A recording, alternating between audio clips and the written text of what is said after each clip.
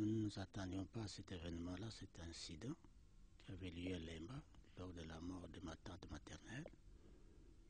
Et comme il était pasteur, nous avons trouvé qu'avec les fidèles de Lemba, que le deuil soit tenu dans la paroisse. Et le jour de l'enterrement, c'était le 6, comme vous l'avez dit. La paroisse de Lemba. De Lemba. Paroisse Kimbangiste. Paroisse Kimbangiste. Alors nous étions là, juste le corps partait. Et à un moment donné, je vois, on est en train de tabasser mon neveu, qui vient de mourir d'ailleurs il n'y a pas longtemps. Et je me suis rapproché. Je me suis dit, mais qu'est-ce qui se passe? C'était le malheur pour moi. Cette foule de musiciens, de la fac bien sûr, qui étaient, je croyais qu'ils étaient venus pour notre consolation, compenser notre malheur, mais par contre c'était pour nous tabasser. Moi, on ne m'a pas touché. Ils ont commencé à prendre du sable, il y a un qui venait en courant vers moi. Je lui ai tout simplement dit, non, moi je ne suis pas violent. C'est dire que ce jour-là, c'était très sérieux. Alors le maman, les papas sont venus me dire, non, papa, prenez la voiture, vous rentrez. Mais entre-temps, j'étais déjà poussiéreux. Avec mon épouse, mes neveux qu'on ramassait, il y a eu des blessures. Pour la police est intervenue. Bon, je voulais juste dire que c'était un événement. Je ne voyais pas pourquoi on me traitait de sorcier, que je ne pouvais plus mettre pied dans des paroisses qui m'ont que des insultes qu'ils auraient reçues. Après, j'ai pris ma voiture. Donc, j'étais vraiment... je ne croyais pas que les Kimbanguistes pouvaient agir de la sorte. Donc, c'est vrai que les 6, ce moment-là, et le mercredi, c'était pour le jour de papa José. Parce qu'ils avaient déjà jeté le tract pour dire que si José Kisolof ne sortait pas, vous verrez. Le même groupe qui nous avait voulu tabasser le mardi, c'est le même groupe qui est arrivé. C'est un groupe de musiciens. Nos musiciens qui mènent nos enfants à nous, même des petits-enfants. La veille, c'était moi-même, avec mes neveux, qui étaient tabassés avec du sang. On voulait même vraiment prendre ma voiture. Mais c'est cette éducation-là, cette éducation de la violence, de la haine qu'on tentait de cultiver. À 19h, téléphone, il n'y a pas besoin de sonner. Mais tellement qu'il y a qui trop occupé, il y a kolanda makambo, azo ko yambate. Na fandi ka rabona moni coup de téléphone n'a sonné.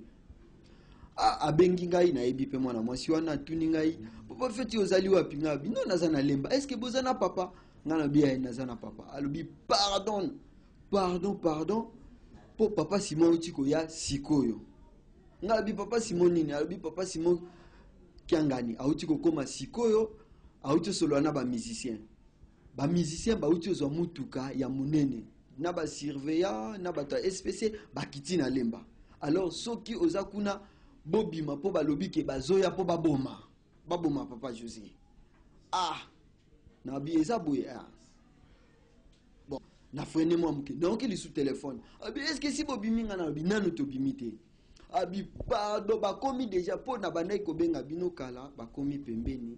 C'est sûr yepe er moko na moni azui téléphone balobi nepeka même likambo et koma ki sérieux. Papa andimi ke abima libanda abimi tomoni majiris.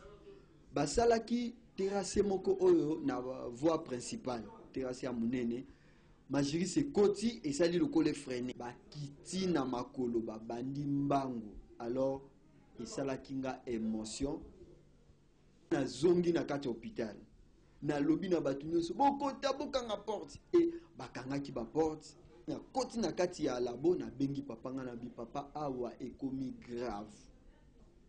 Ba forcer porte ba kokai ko fungola te ba buki porte entrée ya hôpital juste na réception alors tellement que clientèle komaka makasi na lemba to tiaka même ba malade na réception na to tiaka quelques lits wana ba koteli ba malade alors ba malade bazalaki ba panzana ki en débandade na ba oyo ba opérer na ba batu bazalaki hospitalisé alors ezaki sauve qui peut babandi ko buka babuki bakoti na kati ya salle d'opération moi chambre twana muketo zalaki nango babandi ko panza biloko nyonso et nde bayaki kokuta quelques garçons na biso bazalaki wana bazokisi babandi obunda bazokisi quelques garçons ngana ningo bima ezaki na bandeko to banda osala na bango na lemba na kati ya labo bapekisi ngai balobi te kobima te po na libanda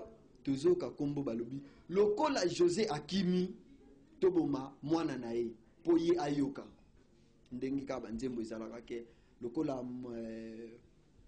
papa ni akimi yawe yepe abwaki yo ozali susu mokonzi te. Voilà. Banda jour wana résolution esiyamaka papa Simon ludi babouaka. Pour preuve total à Maïmaleka qui le même jour il y a publication na Brazzaville pour qu'on l'accède que na lingomba papa dienge na bilbona avec enseignement qui est tout bundakate tout soit na kate tout ça kaboité mais tant le contraire de wana salami est-ce que zani ça va boire quitter bongo yo le bani ministre landa landi bolanda tala lingomba ndenge komi tolanda quelques extraits photo 6 émissions.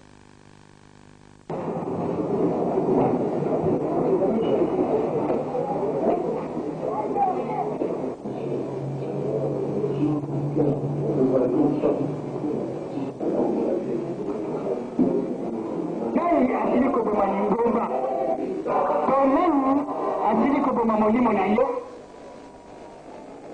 asili komwangisa mpe asili nani oyo asili komwangisa to nani oyo akolinga mondimi nani oyo akotikala to akomi oyo akolimba.